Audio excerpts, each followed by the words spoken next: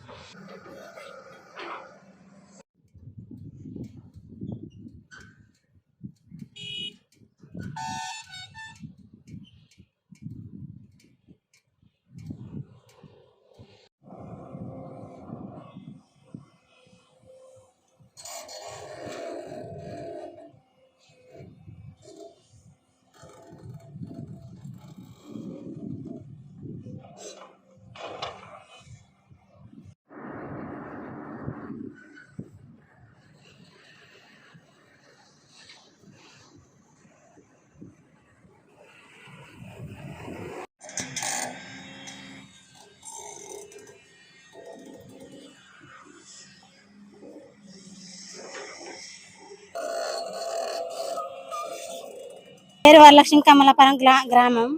అయితే మాకు ఇబ్బంది ఏంటంటే నిన్న కూడా బస్సు ఎక్కడ కట్టుమల్లారని ఆవి చేశారు. పిల్లలు చాలా ఇబ్బందితో నడిచి వచ్చారు. దానివల్ల మాకు చాలా మేము పని పోవడానికి ఇబ్బంది అవుతుంది. కాకపోతే ఏంటంటే మొన్న వచ్చారు, పై ఆఫీసర్లు వచ్చారు, 15 రోజులు గడువు అన్నారు. ఆ రోజు కానీ మీ ఆన్లైన్ బంద్ చేసుకుంటాం అన్నారు. ఆయన పట్టించుకోకుండా ఏదంటే పోలీస్ స్టేషన్ పోతాడు, ఆడ ఫిర్యాదు అయితే వాళ్ళు పంపిస్తాడు, అక్కడ కూర్చొని ఉంటాడు. ఆయన రావట్లే.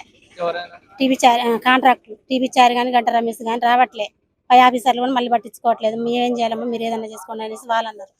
అనేసరికి ఏంటంటే ఇప్పుడు నైట్ నుంచి కూడా బయటికి అటు ఎవరన్నా ఉంటారు. మాకంటే బాత్రూమ్ ఉన్నాయి, ముసలోళ్ళు ఉన్నారు మా ఇంటి పక్కన వాళ్ళు, బాత్రూమ్ లేదు. వాళ్ళు పోవడానికి కూడా ఇబ్బంది అవుతుంది. లారీలు అంటే మస్తు ఆగినాయి నిన్నైతే, అక్కడ ఫుల్లుగా ఆగినాయి. ఏదన్నా అంటే వాళ్ళు అంటారు మీరు ఎక్కడ చెప్పుకోండి, మీరేం చేసుకుంటారో చేసుకోండి అని అంటాడు టీవీ సార్ ఫోన్ చేసినప్పుడల్లా. అంటే ఏదన్నా అంటే ఇంత బాగా లిస్ట్ ఇచ్చినా నేను మీ వాళ్ళకి డబ్బులు ఇచ్చింది అంటాను. ఎవరికి ఇచ్చినవో ఏంటో ఒకసారి వచ్చి మాట్లాడామంటే నేను రాను, ఇచ్చిన వాళ్ళకి ఇచ్చిన వాళ్ళే వస్తారనేసి అంటారు. వాళ్ళైతే ఇచ్చిన వాళ్ళైతే వచ్చి ఈయనకి ఇచ్చినంత లోపల ఈయనకి సపోర్ట్ చేయట్లేదు. ఆ రకంగా జరుగుతుంది. కాబట్టి మాకైతే లారీలు వద్దు. యాక్సిడెంట్ అంటే ఒకటి కుక్క పిల్ల చచ్చిపోయింది, ఒక గొర్రె పిల్ల చచ్చిపోయింది, తమ్మ విరిగి పడ్డది. ఆ రకంగా అయితే ఒక బర్రె చచ్చిపోయింది, ఒక బండి అయినా కూడా పడ్డాడు. అంటే అట్లా ఆ రకంగా అవుతుంది. కాబట్టి మాకైతే లారీలు వద్దు. ఆ ఇచ్చిన అమౌంట్ వద్దు, మాకు లారీలు వద్దు. ఎట్టేసుకుంటాడో వేసుకోమనండి అంతే. 15 రోజులు మేము గడువు ఇచ్చినాం కాబట్టి పై ఆఫీసర్లు కూడా అదే అన్నారు. కాకపోతే వాళ్ళకి మేము రెస్పెక్ట్ ఇచ్చి మాట్లాడినా సరే, సార్ వచ్చిందిగా ఒకసారి వాళ్ళకు రెస్పెక్ట్ ఇవ్వాలన్నట్టుగా మేము రెస్పెక్ట్ ఇచ్చి మాట్లాడినాం. కాబట్టి మా గురించి కూడా వాళ్ళు ఆలోచన చేయాలి. అందుకని మేము ఈ రకంగా నిన్న నుంచి తినకుండా తాకుండా ఇక్కడ ఉన్నాం. మేము నైట్ నుంచి ఉన్నాం. మేము నా పేరు భద్రమ్మ, మా ఊరి పేరు కట్టుమల్లారం. మా సమస్య అంటే ఇక మేమైతే సింగరేణి బడికి పంపిస్తాను పిల్లగాళ్ళని. మనకే ఇంత ముందు చదువు లేదు, ఇట్లా పోవాలన్నా కూడా బస్సులో ఎక్కాలన్నా వీళ్ళని వాళ్ళని అడిగి మళ్ళీ ఎక్కుతాను. మనకి ఎక్స్ట్రాలో కూడా తెలియదు. అలాంటప్పుడు పిల్లగాళ్ళని కూడా చదివి ఒక్కొక్కడు ఎందుకు ఉంచాలనేది మేము సింగరేణి బడికి పంపిస్తాను. బస్సు అయితే అసలు మీ ఊళ్ళో లారీలు బాగా తిరుగుతాయి, దారి కూడా లేదు. మేము అసలు బస్సే రాదంటే మేము నెల రోజుల కానుంచి మేము ఇక బండ్ల తీసుకొని వాళ్ళని పంపించి మళ్ళీ వచ్చి మళ్ళీ పంపిస్తాను. అట్నే నెల అవుతుంది కానీ బస్సులు అయితే అసలు రావట్లేదు. ఈ లారీలు కూడా ఆగట్లేదు. 5 సార్లు మేము లారీలు ఆపి మళ్ళీ ఆ లారీల వాళ్ళు ఏమంటారు, మేము గవర్నమెంట్ మొన్న ఇది పిఓ గారితో మాట్లాడితే పిఓ గారు అన్నాడు కదా, కాదమ్మా ఇది కాంట్రాక్ట్ లో తీసుకున్న కాంట్రాక్టులు కూడా లేదు సంబంధం, గవర్నమెంట్ కి సంబంధం ఉన్నది అన్నారు. గవర్నమెంట్ కి సంబంధం ఉంటే మనం ఎవరికి సంబంధం? మనం గవర్నమెంట్ కి సంబంధమేగా. మనం లేకుండా గవర్నమెంట్ ఎక్కడి నుండి వచ్చింది? మన కోసం వాళ్ళు జీతాలు చేసేది, ఎవరి కోసం చేస్తాండ్రు? మనం ఉంటేనే వాళ్ళు ఉంటారు, వాళ్ళు ఉంటేనే మనం ఉంటాం, అందరం కలిసి ఉండాలా. అదే మరి పిఓ గారు మొన్న పిఓ మాతో మాట్లాడి వీళ్ళకి 4 రోజులు అవుతుంది. వాళ్ళకి ఒక్క రోజునమ్మా ఇవాళ సబ్సిడీ కట్టిన బండ్లు ఉన్నాయి, ఖాళీ బండ్లు, ఆ బండ్లను పంపియండి, మేము రేపటి నుండి నేను సబ్సిడీ కట్టియ్యాలి అన్నారు. మరి ఆ మాట మీద కూడా పిఓ గారు నిలబడలేదు. మరి తిరగొద్దండి, అసలు లారీలే తిరగొద్దు. అసలు చెట్టుకు తగిలిచ్చినా కూడా వాళ్ళు అట్నే పోతారు. చెట్లు అన్ని తగిలిచ్చే ఉన్నారు. రాత్రి కూడా చెట్టు మా ఇంటి పక్కనే చెట్టుకు తగిలిచ్చి మళ్ళీ లారీ వాడు ఆఫ్ చేసి దిగి మళ్ళీ సెల్ లైట్ పట్టుకొని చూస్తాడు. ఎందుకు మళ్ళీ లారీ తగిలింది, చెట్టుకు తగిలిందా ఏమైందా? నేను బయటకు వచ్చి ఉట్టాలకు ఆయన వచ్చి మళ్ళీ చెల్లు పట్టుకొని చూస్తాడు.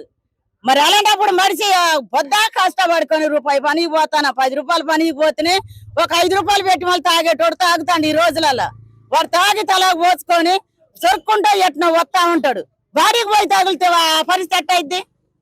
మనిషిని ఇస్తారు అయ్యారుగా. అట్నే మొన్న కూడా మా కాడ అది ఒక బైక్ కూడా తగిలింది, దానికి అది కూడా అయింది. ఆ చెట్టుకు తగిలింది, చెట్టు పోయి మళ్ళా కరెంట్ స్తంభానికి తీగలు కానుకొని ఉంది. మరి వాడికి అందరికి అది ఆ చెట్టు అయితేనే సరిపోయింది, మనిషిని ఇయ్యరుగా. అలాంటప్పుడు మా ఊళ్ళ నుండి అసలు ఒక్క లారీ తిరిగే అవసరం లేదు. దానికి పక్కనే రోడ్డుకి అడవికి ఇస్తారో ఎట్టిస్తారో గానీ అట్టిస్తే అడవి నుండి దారి చేసుకుని వాళ్ళు పోతే మనకే సమస్య ఉండదు.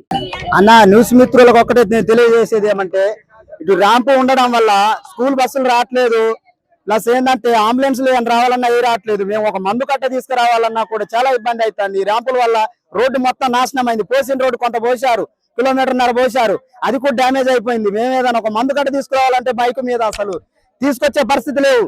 మనిషి నైట్ పూట కొట్ల కాడ వెళ్ళాలన్నా కూడా విలేజ్లలో కూడా అక్కడ కూడా చాలా ఇబ్బందిగా ఉంది. అసలు ఏంది ర్యాంపుల వల్ల మేము 2-3 సార్లు కాదు 4-5 సార్లు విన్నవించుకున్నాం, అధికారులకు కూడా చెప్పుకున్నాం. అయినా కానీ అసలు ఏమీ పట్టించుకోవట్లేదు. ఏ టైంకి బస్సు వస్తే ఆ టైంకి చెప్పండి అని అన్నారు. మొన్న కూడా మాట్లాడినాం పిఓ గారితో కూడా, మా వాళ్ళు మాట్లాడారు. అయినా కానీ అసలు స్పందించట్లేదు. మళ్ళా యథావిధిగా ఆ డీడీలు ఆఫ్ చేస్తాం, అవన్నీ ఆఫ్ చేసి మీకు క్లియర్ చేసినప్పుడే ఏదైనా కానీ మేము రోడ్డు ఏదైనా చూసుకున్నప్పుడు అప్పుడు మళ్ళీ ర్యాంప్ స్టార్ట్ చేస్తాం, వర్క్ నడిపించుకుంటాం అన్నారులే. కానీ అదే విధంగా ఊరు మధ్యలోని పోవడం జరుగుతుంది. ఇలాగైతే చాలా ఇబ్బంది అవుతుంది. మా పిల్లల భవిష్యత్తులు దెబ్బతింటాయండి. మేము ఇంకా అడవిలోకి వెళ్ళిపోయినట్టుంది ఈ పరిస్థితి చూస్తుంటే. ఆ రోడ్లు అట్లే ఉన్నాయండి.